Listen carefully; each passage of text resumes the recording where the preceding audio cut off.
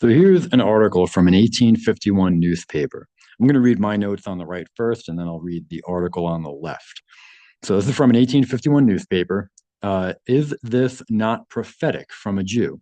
Because he probably knew what their plan was back then. Number one, note that even 175 years ago, Jews were infiltrating our churches as seen here. And in reality, it goes back probably 1500 years ago when they created the Catholic Church or subverted the Catholic Church. Because remember, the Catholic Church, the universal church, is not the original Church of the Apostles. That was the Coldy Church, and that was created right after Christ died. So, number two, he claims in 1851 the Anglo Saxon race, the whites, will fall due to amalgamation, which he said caused the downfall of the Roman Empire and was probably correct. Now we see it in overdrive in our nations, right? And who were the people that brought the blacks over into the Americas, right? They were the Jews. They were the slave traders, the slave dealers, the pirates, etc., etc. So they knew what they were doing back then. It was all part of a plan.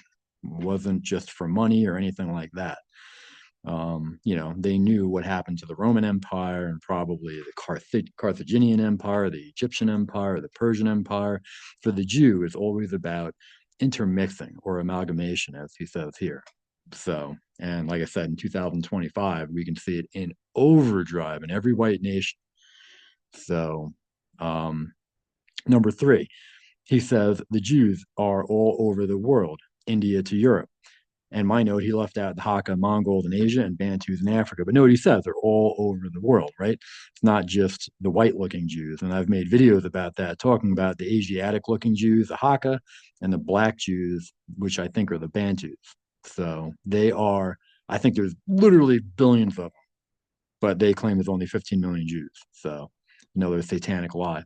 Number four, he says the Jews control the destinies of Europe and look at the reasons why. Same reasons as today. The Jewish conspiracy has dominated Europe for over 200 years, except for the 12-year hiccup that Germany caused from 1933 to 1945. So the article on the left says the position of the Jewish race. The Reverend Mr. Franklin, a converted Jew, Jews never convert.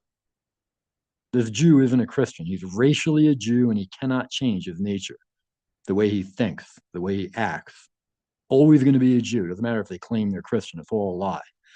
So he was a subversive back in 1851 within the Christian church here in North Carolina. So, and this is what they did. And note, I wonder when his family came over, because remember in 1848 was when you had the influx of hundreds of thousands of communist Jews from Europe when the 1848 revolutions, quote unquote, failed, which I don't really know if they failed, to be honest. But anyway, so it says the Reverend Mr. Franklin, a converted Jew, in a sermon at New York on Sunday last, discussed the resources and destiny of the Jewish race. Right? He's talking about this at a freaking Christian church. They shouldn't be talking about that. It's irrelevant.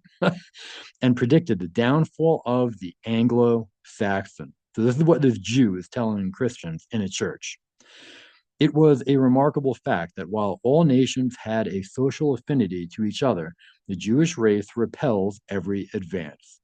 Even now, the Anglo Saxon race were undergoing that process of amalgamation which preceded the downfall of the Roman race. The Jews were scattered over all the world.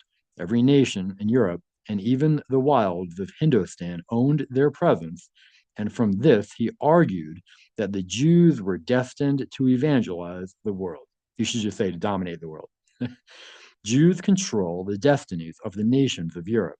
Rothschilds hold the British lion in a golden chain. The Jew is thrown a morsel to the growling Russian bear and keeps the keys of the French treasury. Jews control the public press, and they must eventually rise superior to the tyranny which now oppresses them, which, note, there is no tyranny that oppressed them.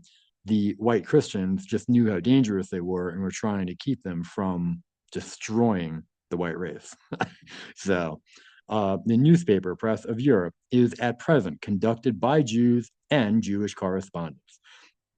We left out, though, that even back then, the American press, for the most part, was conducted by Jews and Jewish correspondents, or at least a lot, maybe not as much as Europe. I'm not sure, but there was definitely a lot of Jewish propaganda even back then in the U.S. Media. So anyway, I just thought that was a really interesting article, especially going back to 1851, right? 175 years ago. It's pretty crazy.